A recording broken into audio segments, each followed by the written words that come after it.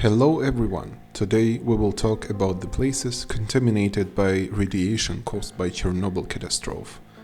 Before the full-scale war in Ukraine, many tourists visited Chernobyl zone, usually with just one-day tour that covers only the most famous key places of the zone, with a quick short visit.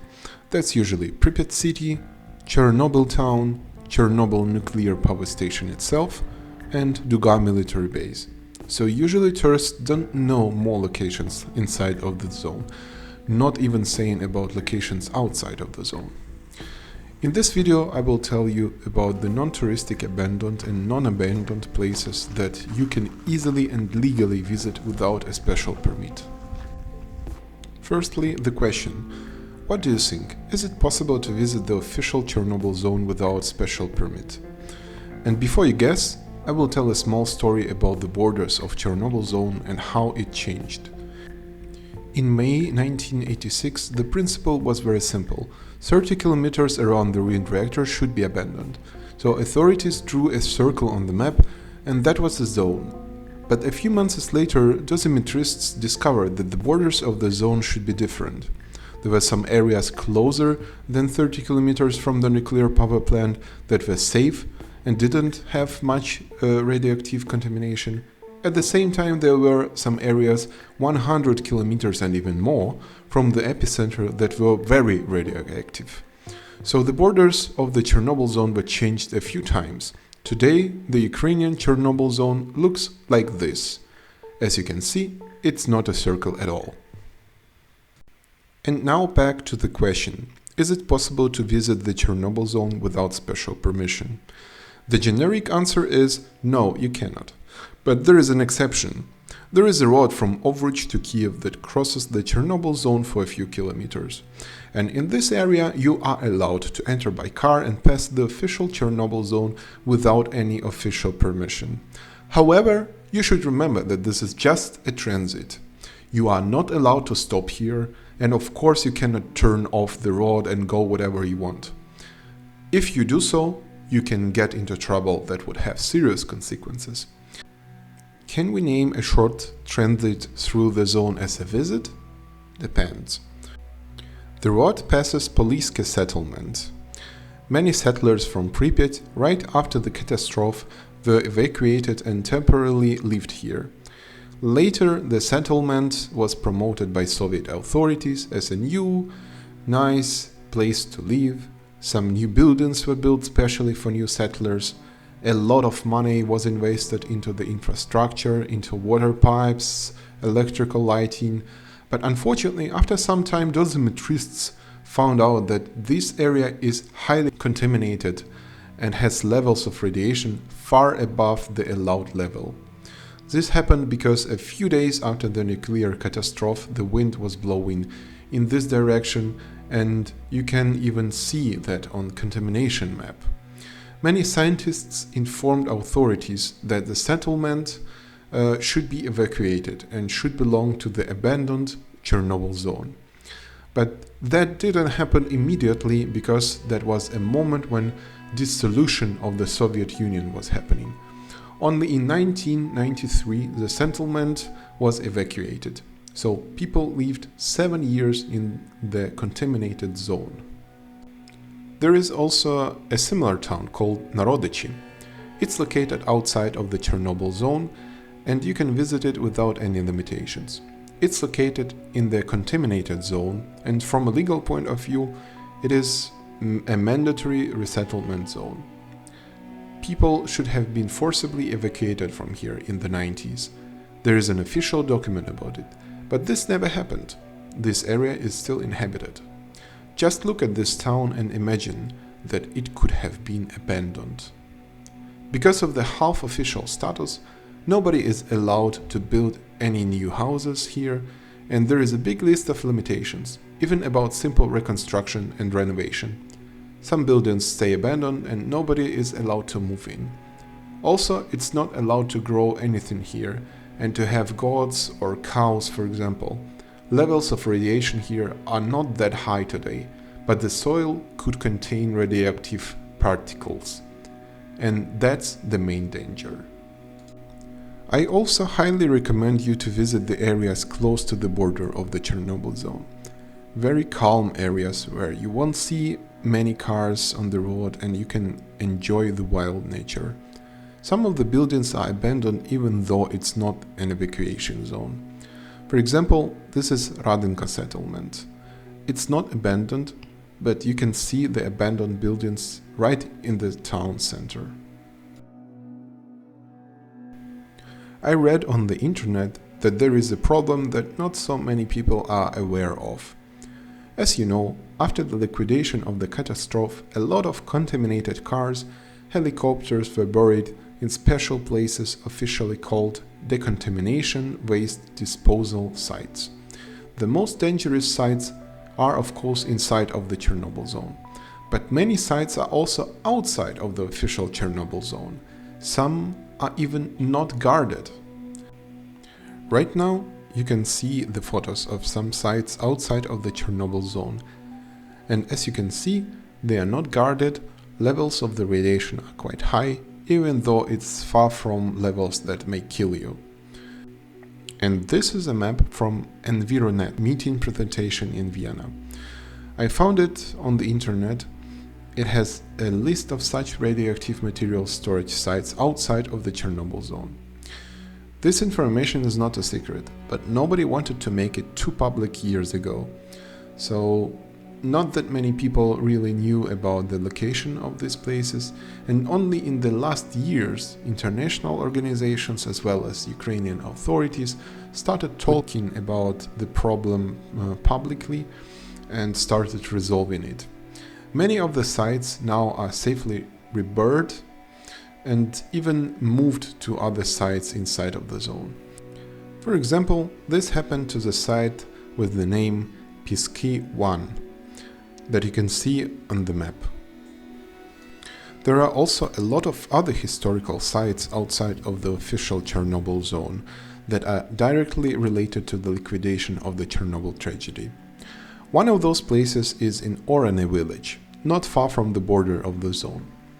Right here was a base of radiometrists and some liquidators of the catastrophe.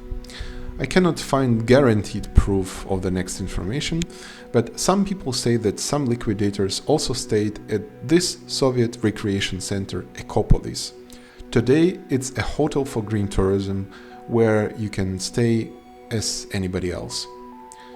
Another interesting place is Straholissia village, which was also named Zelenyi Mys, Green Cape.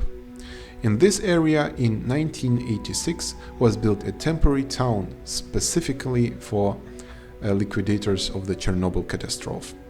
Today there is almost nothing left there because the town was demolished as soon as it wasn't needed anymore.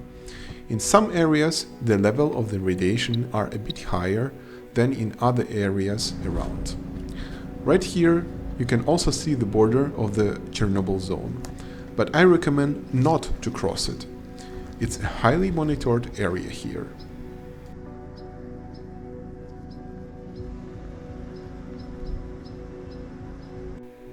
Did you know that the Ukrainian Chernobyl exclusion zone is not the only Chernobyl zone? Except for the Ukrainian Chernobyl zone, there is also a Belarusian zone, which is called the Poliske State Radioecologic Reserve. On average, it's contaminated even more than the Ukrainian part of the zone, because the wind was blowing in this way.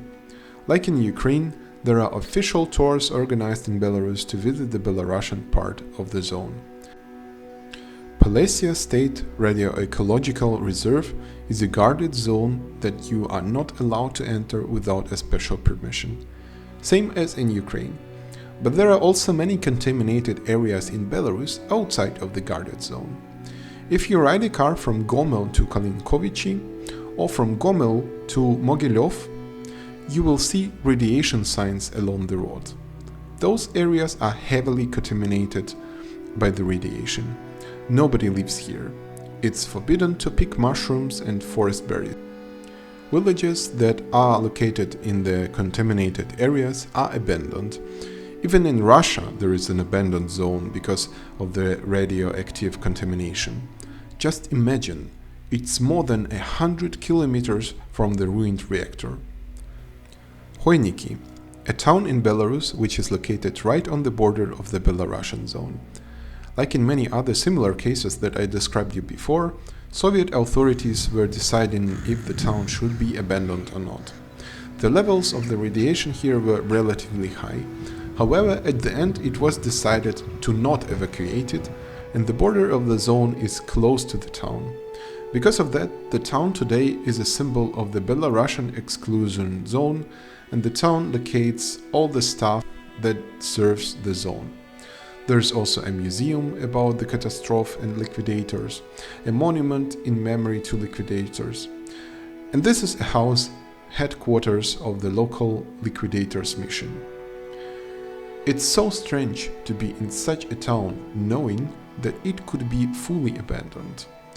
You also have special feelings about this fact because Belarus looks very Soviet. You can really see how such a Soviet town looks like.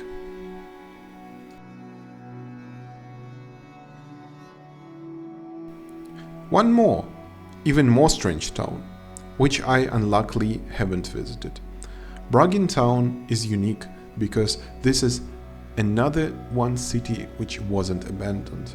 More than 3,000 people live here today. Compared to Hoiniki, levels of radiation here are surprisingly high.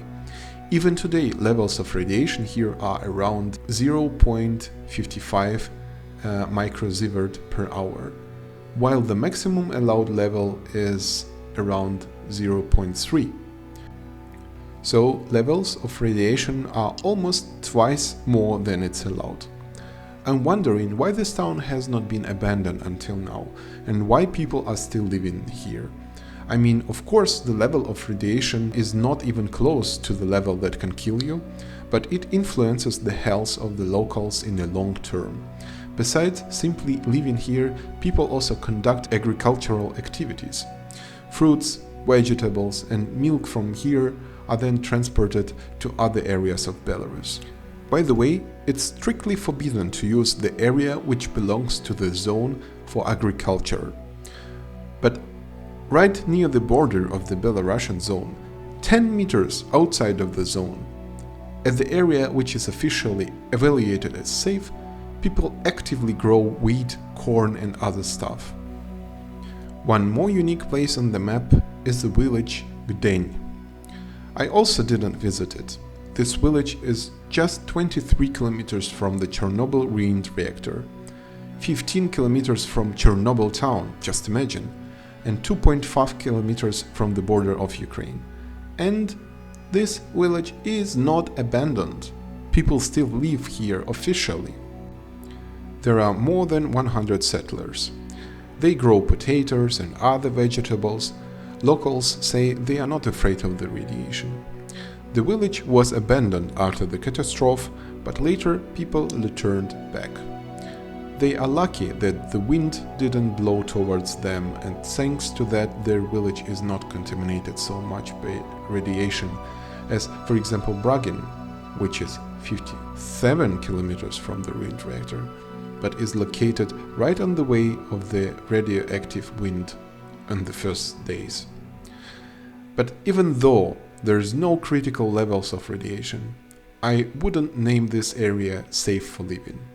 For example, the river Radynka is flowing through the radioactive areas, including Bragin, and only then comes to the village Gden. So I wouldn't name the water here as safe. And now back to Ukraine. I will tell you about the radioactively contaminated areas in Ukraine that do not belong to Chernobyl zone. Almost nobody knows about this area, and I don't really know why. Drevliansk Nature Reserve, a natural reserve of Ukraine. Some areas of this natural reserve have such high levels of radiation that access there is strictly forbidden. I would say that's most of the area of the site. But there are also safer areas with beautiful nature, silence and calm. The best place to meditate.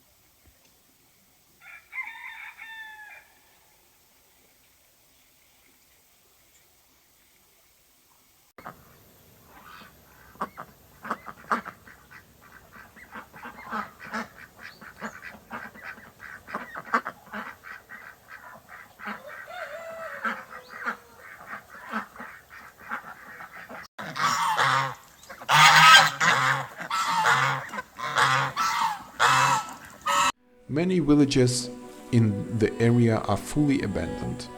Some are partially abandoned. So if you enjoy abandoned objects, you can safely visit some areas which don't have restricted access. Levels of the radiation here are a little bit higher than usual, but they don't exceed the normal level if you don't go to the restricted areas. This means that visiting this area is safe for your health. There is also very limited mobile network coverage. You are left alone with your thoughts without any connection to the outside world.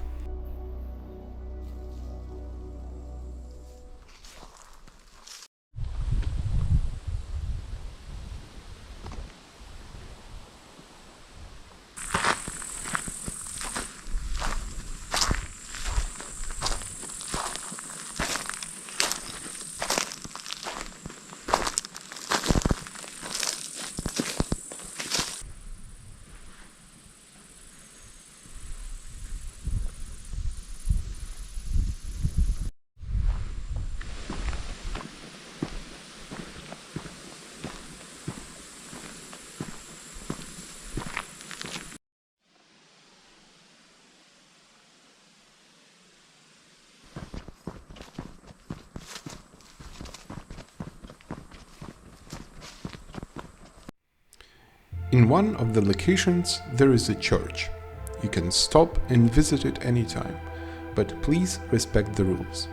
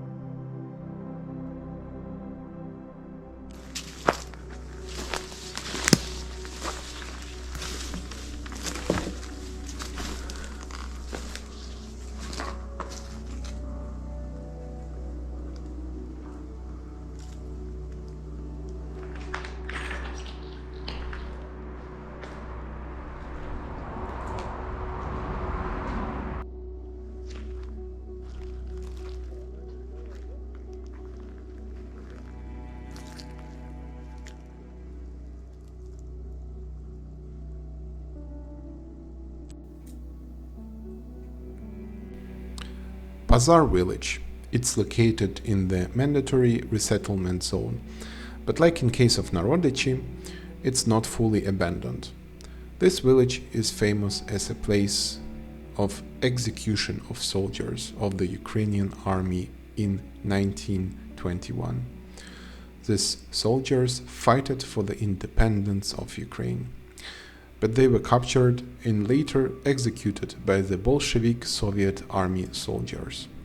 The memorial to the victims of Bolshevik terror can be found nowadays in this village. More than 100 years ago, Ukrainians were fighting for their right to have an independent country. And unfortunately, we didn't win that battle then. Today, we also fight for our country and our independence. We fight for the existence of Ukraine as a country. Please support us. The negative history should not go round.